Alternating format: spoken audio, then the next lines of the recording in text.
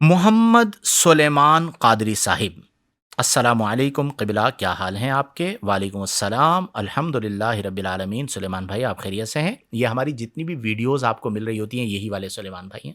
इनकी तस्वीर से ये पकड़ में आ गए फ़ेसबुक पे। तो ये अल्हम्दुलिल्लाह सारी वीडियोज़ जो आपको मेरे पेज पर मिल रही होती हैं टाइटल्स के साथ, ये सारा एडिटिंग का काम सुलेमान भाई करते हैं।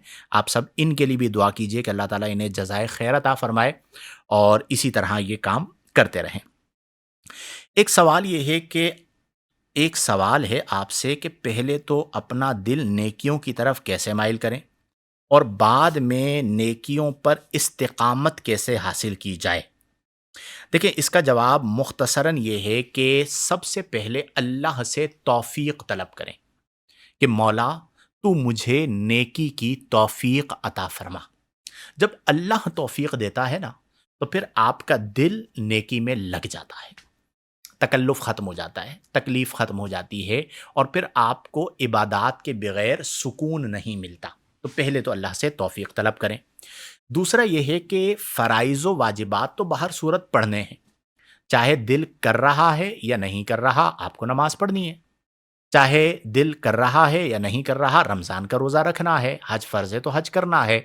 तो इसको तो आप दिल के माइल होने ना होने से अलग कर दीजिए कि ये बाहर सूरत करना है।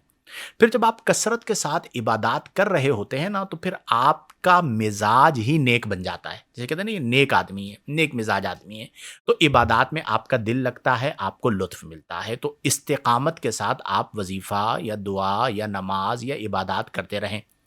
और जब आप नमाज पढ़ रहे हों या कोई भी वजीफ़ा कर रहे हों, दीनी काम कर रहे हों, तो अपनी नीयत को ठीक कर लें। जब नीयत ठीक होगी तो उस अमल का लुत्फ़ बढ़ जाएगा, नज़रिया चेंज हो जाएगा। यानी आप नमाज़ पढ़ रहे हैं, अब आपने अल्लाहु अकबर कह के नमाज़ में आप दाखिल हुए, आपका तसव्वुर ये है कि मैं रब के हुज़ूर हाज़िर हो गया हूँ। तो आप सोचिए कि आपकी कैफ़ियत क्या होगी? फिर जब आप अल्लाहु अकबर कह के रुकू में गए, तो आपका तसव्वुर ये है कि मैं रब की बारगाह में झुका हूँ। जब आप सजदे में गए, तो आपका तसव्वुर ये है कि मैंने जबीन नियाज़ को रब की बारगाह में रख दिया है। तो आपको कितना लुत्फ़ मिलेगा। तो इस तरह आप कोशिश करते रहें। मैं भी दुआ करता हूँ कि अल्लाह ताला मुझ गुनाहगार को भी और आप तमाम अहबाब को भी तौफ़ीक़ अमल अता फ़रमाए और कुरान और सुन्नत के मुताबिक ज़िंदगियाँ बसर करने की तौफ़ीक़ अता फ़रमाए, ज़ौक़ इबादत अता फ़रमाए। और इसके लिए एक और वज़ीफ़ा है, या कविय्यु। ये अल्लाह का सिफ़ाती नाम है। रोज़ाना 101 के अदद में पढ़ें। पढ़ने के बाद दिल पर फूँक मार लें। दिल पर तवज्जो करके, लतीफ़ा क़ल्ब होता है बेसिकली, उस पर तवज्जो करें और फूँक मार लें। तो इससे क़ुव्वत क़ल्बी में इज़ाफ़ा होगा और क़ुव्वत क़ल्बी अल्लाह की बहुत बड़ी नेमत है कि फिर आपका दिल इबादत पर जम जाएगा। अल्लाह ताला हम सबको तौफ़ीक़ अमल अता फ़रमाए।